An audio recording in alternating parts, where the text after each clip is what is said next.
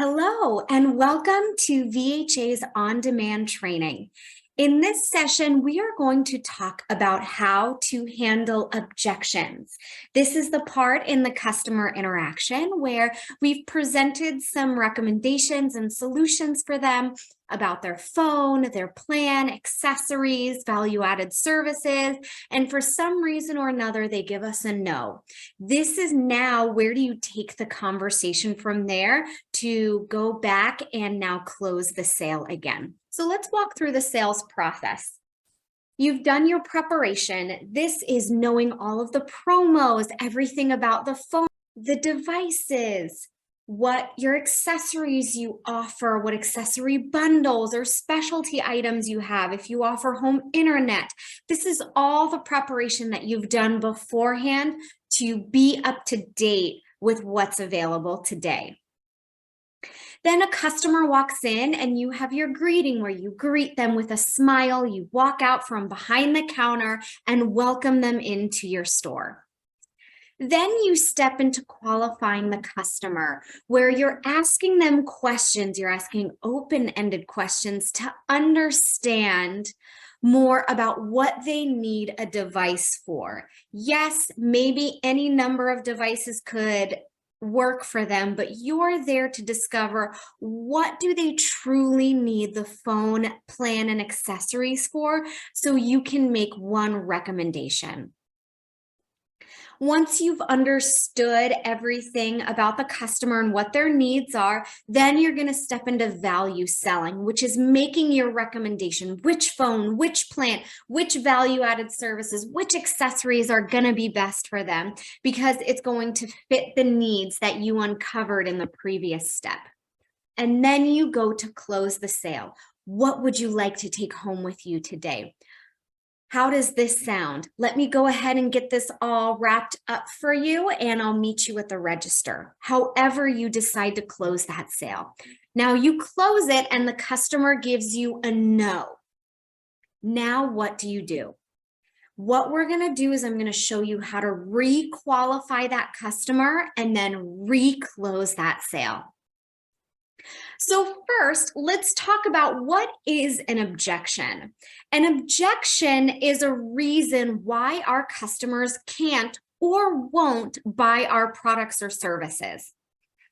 It also means that the customer just doesn't have the information that they need to make a decision.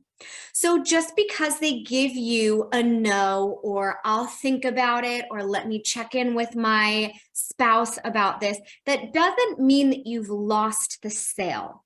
It just means they need more information. And that's where we step in, because remember, we're the wireless experts. And what are some of the reasons the customer may say no? They might give us a no that sounds like, let me think about it. Or, ooh, that's more money than I was expecting to pay today. Or, let me check in with Metro because I think they have a better promotion. Or, oh, I can get this accessory for cheaper on Amazon. There are a multitude of different ways that the customer can say no. And so it is our responsibility as the sales reps to understand the reason behind the no. So just because they give us an initial no does not mean you've lost the sale. It just means we need to give the customer more information so that we can get the yes. Now, how do we do that? We're going to walk through the simple 3-step process. The first step to the process after you've gotten the no is what's called your everyone wants to be heard phrase. This is a phrase in response to the customer's no that shows that you have heard them. What does that sound like? Let's say the customer says, let me think about it. They're wanting to think about this decision because buying a phone and a plan is a big investment. There's a lot of money that's being paid. And so if they need to think about it, my everyone wants to be heard statement is going to sound something like, I understand that this is an important decision for you to make. I'm really repeating back what the customer said to me in a way that shows them that, hey, I hear your concern. I hear that, and that concern is valid. Let's say the customer says, oh, I need to check with my spouse because this is more money than I was expecting to pay. I understand that getting the best value for your money and having your spouse on board is important to you. Again, all I'm doing is repeating back their objection to them and saying, hey, customer, I hear you. I hear you, and your concern is valid. Then what I'm going to do is I'm going to ask more questions to understand about the objection.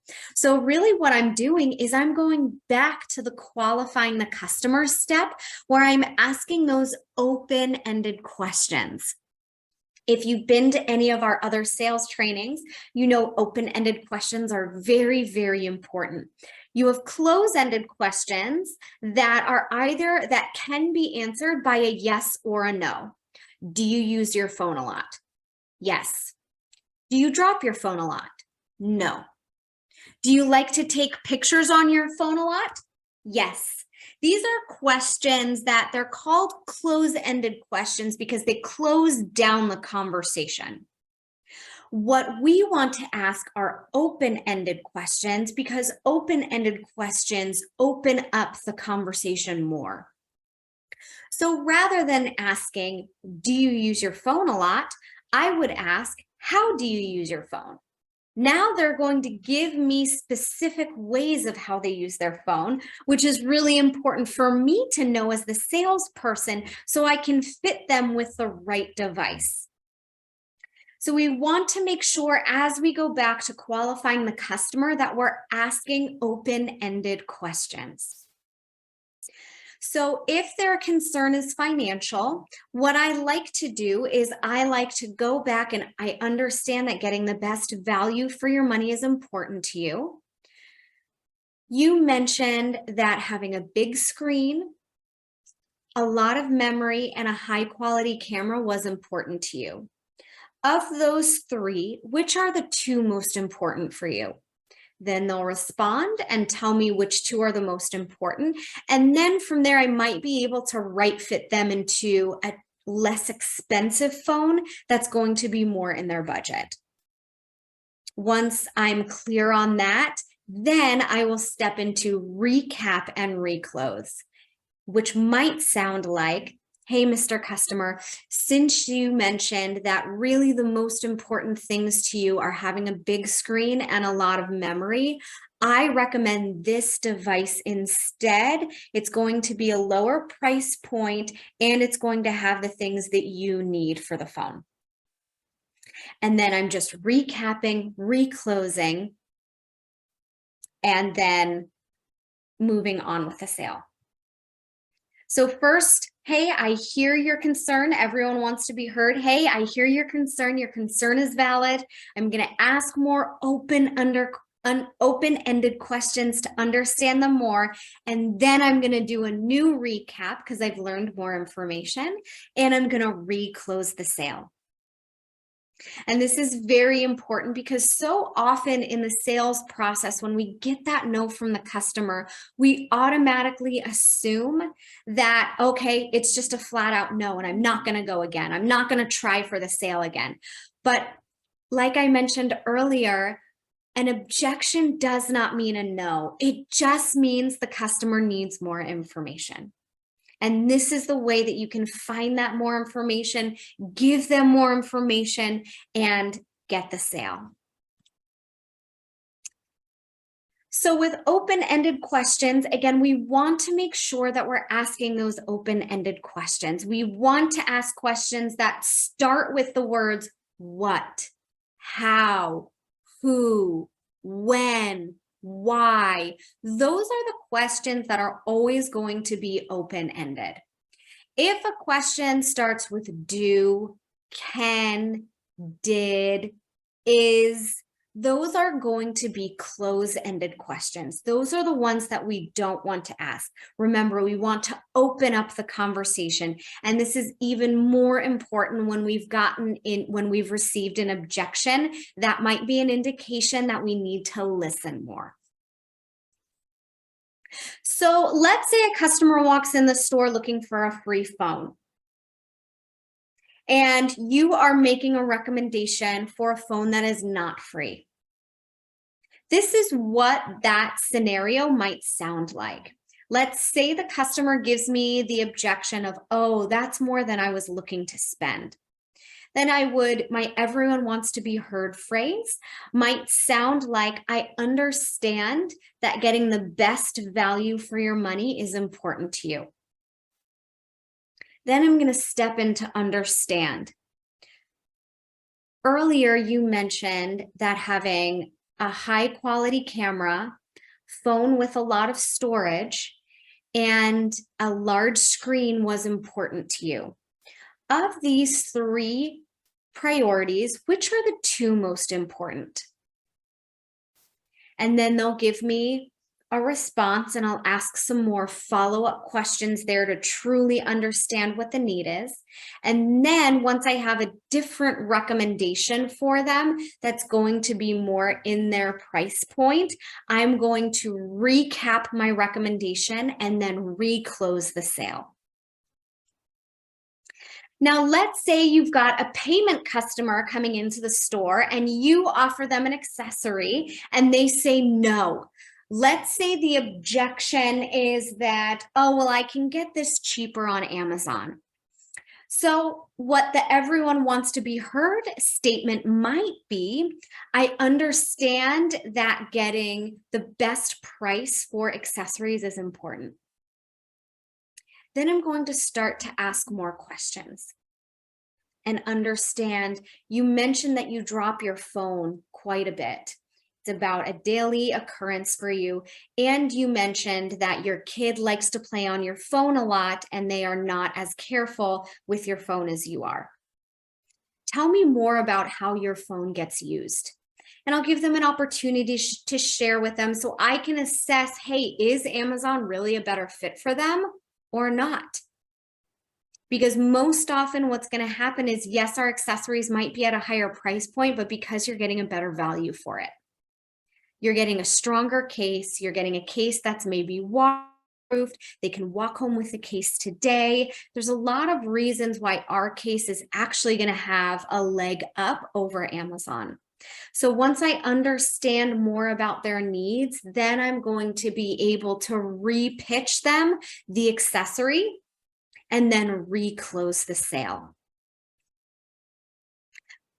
So this is the system that you want to use when you get your objection. First, you want to use your everyone wants to be heard statement. You're repeating their concern back to them. And I understand that this is important.